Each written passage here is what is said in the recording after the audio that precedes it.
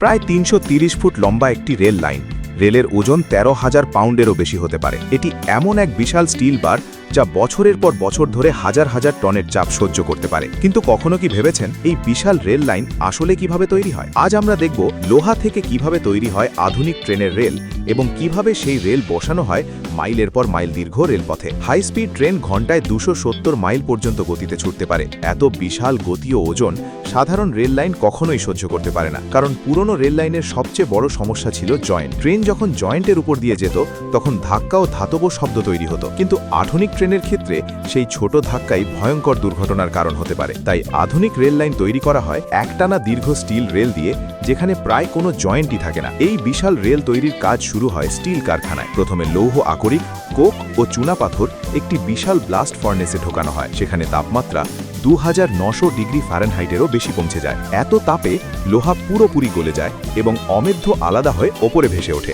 এরপর গলিত লোহায় কার্বন ও ম্যাঙ্গানিজের মতো উপাদান মেশানো হয় যাতে স্টিল আরও শক্ত ও টেকসই হয়। তারপর সেই গলিত স্টিল বিশেষ ছাঁচের মধ্যে ঢালা হয়, যেখানে এটি ধীরে ধীরে শক্ত হয়ে বিলেট নামের বড় স্টিল ব্লকে পরিণত হয়। এখনও আগুনের মতো লাল গরম অবস্থায় থাকা এই বিলেটগুলোকে ৪০ ফুট লম্বা অংশে কাটা হয় এবং আবার বিশাল ফার্নেসে গরম করা হয়। প্রায় ৭ ঘন্টা ধরে ২৩০০ ডিগ্রি ফারেনহাইট তাপমাত্রায় রাখার পর স্টিল যথেষ্ট নমনীয় হয়ে ওঠে। এরপর শুরু হয় সবচেয়ে গুরুত্বপূর্ণ ধাপ, রোলিং প্রক্রিয়া। বিশাল স্টিল রোলারের মধ্যে দিয়ে বারবার যাওয়ার সময় স্টিল ধীরে ধীরে চাপা পড়ে লম্বা ও পাতলা হতে থাকে। একাধিক ধাপে এই কাজ চলে এবং ধীরে ধীরে তৈরি হয় রেলের আসল আকৃতি। যে স্টিল ব্লক শুরুতে ছিল ছোট ও মোটা, সেটি শেষে ৪০০ ফুট পর্যন্ত লম্বা রেলে পরিণত হয়। রেল তৈরি হয়ে যাওয়ার পর এর গায়ে খোদাই করা হয় নির্মাতার নাম ও উৎপাদনের তথ্য। তারপর এটিকে ধীরে ধীরে ঠান্ডা করা হয় যাতে স্টিলের ভেতরে কোনো দুর্বলতা তৈরি না হয়। কিন্তু এত বড় রেল তৈরি করলেই কাজ শেষ নয়, কারণ ঠান্ডা হওয়ার পর রেল পুরোপুরি সোজা থাকে না।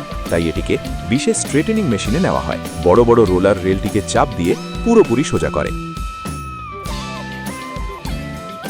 এরপর শুরু হয় কঠোর পরীক্ষা। লেজার, ক্যামেরা, ম্যাগনেটিক টেস্ট এবং আল্ট্রাসনিক প্রযুক্তি ব্যবহার করে রেলের ক্ষুদ্রতম ফাটলও খুঁজে বের করা হয়, কারণ একটি ছোট ত্রুটিও ভবিষ্যতে বড় দুর্ঘটনার কারণ হতে পারে। সব পরীক্ষায় পাশ করার পর আসে পরিবহনের পালা। বিশাল ইলেকট্রোম্যাগনেটযুক্ত ক্রেন রেলগুলোকে তুলে বিশেষ দীর্ঘ ট্রেনে লোড করে।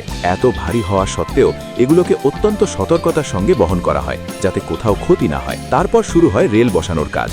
এই কাজ করে ট্র্যাক রিনিউয়াল ট্রেন নামে পরিচিত এক ধরনের চলমান কারখানা। বিশাল এই মেশিন ধীরে ধীরে সামনে এগোতে থাকে এবং একই সঙ্গে কংক্রিট স্লিপার বসায়, রেল স্থাপন করে এবং সেগুলোকে শক্তভাবে আটকে দেয়।